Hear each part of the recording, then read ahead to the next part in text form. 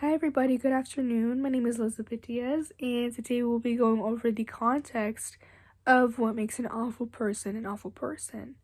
Are they naturally born into being an awful people, or are they nurtured into being an awful person? Now, before we get into that question, I just wanted to get into the generalization of how awful people are normally labeled in our society.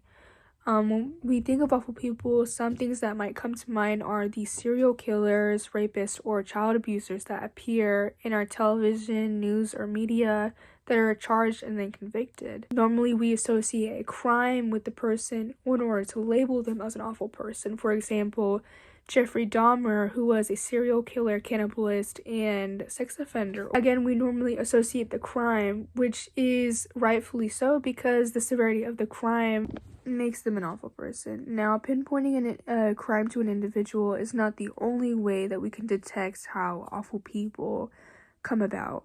There are two other aspects that fall under genomic sequences as well as past encounters of child abuse and neglect, which fall under that category of are awful people born naturally or are they nurtured through nature. Now, Jeffrey Dahmer didn't exactly have genomic sequences that contributed to his murders besides his personality and psychological disorders that he developed over time.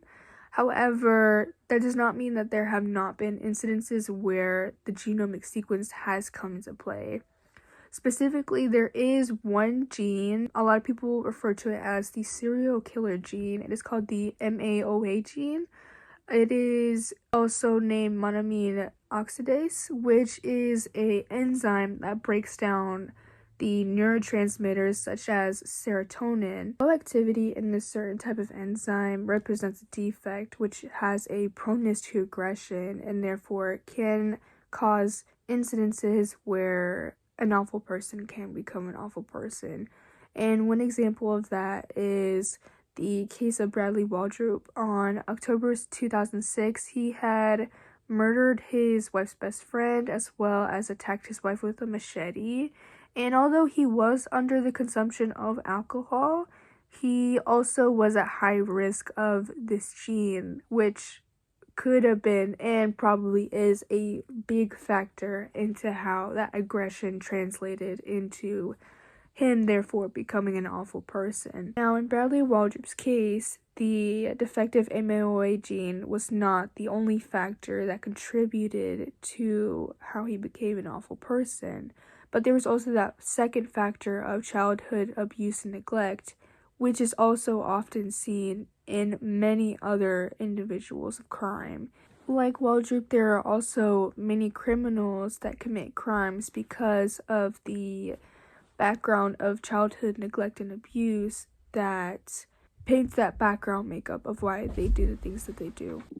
For Jeffrey Dahmer, his neglect was within his parents' divorce. When his parents were divorced, he often lost contact with his mother and his little brother and was often isolated because not only did he not have contact with his mom and his little brother, but his father was working constant hours, which left him in isolation. And even before, he was often left in isolation because of his parents having verbal arguments. Now, taking a step back from Jeffrey Dahmer's experience, it is often that we know that children take after their role models, which are normally their parents, and the way that they see their parents treat them is how they move on in life. For example, Barron Trump is often accompanied aside by his father, the president of the United States, and you see him because he's following in the footsteps of his father. Or even other people like Kaya Gerber, who is a model, is following in the footsteps of her mother, Cindy Crawford, who is also a model. And that was just how their lifestyles treated them. For Jeffrey Dahmer, his lifestyle treated him in a way that negatively affected him. He turned that nurtured childhood neglect into what comforted him most, which was murder, and therefore made him an awful person. We can even see that childhood neglect further worsen him because he confesses in multiple interviews that eating the victims became a permanent part of him. And that just shows how isolation and neglect really factored into how an awful person can become an awful person.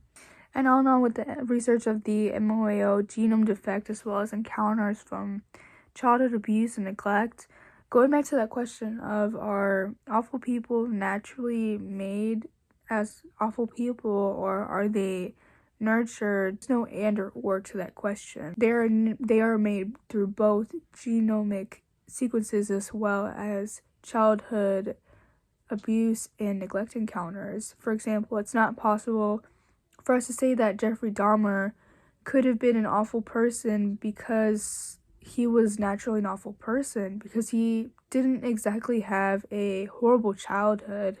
He was just a quiet kid. He didn't have any exceedingly weird traits about him. They described him as a joyful kid.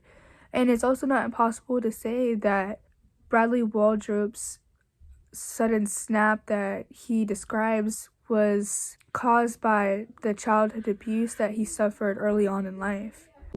Taken away from both of these experiences, it's clear that genetic sequences and childhood encounters of abuse can create awful people, and it is a pillar that guides them towards becoming awful people. So when you see convictions in the courtroom and you ask, why do killers kill? Why do rapists rape? Why do child abusers abuse? It is either in their genetics, or it is because of the childhood trauma that they are now inflicting on others and they carried through adulthood.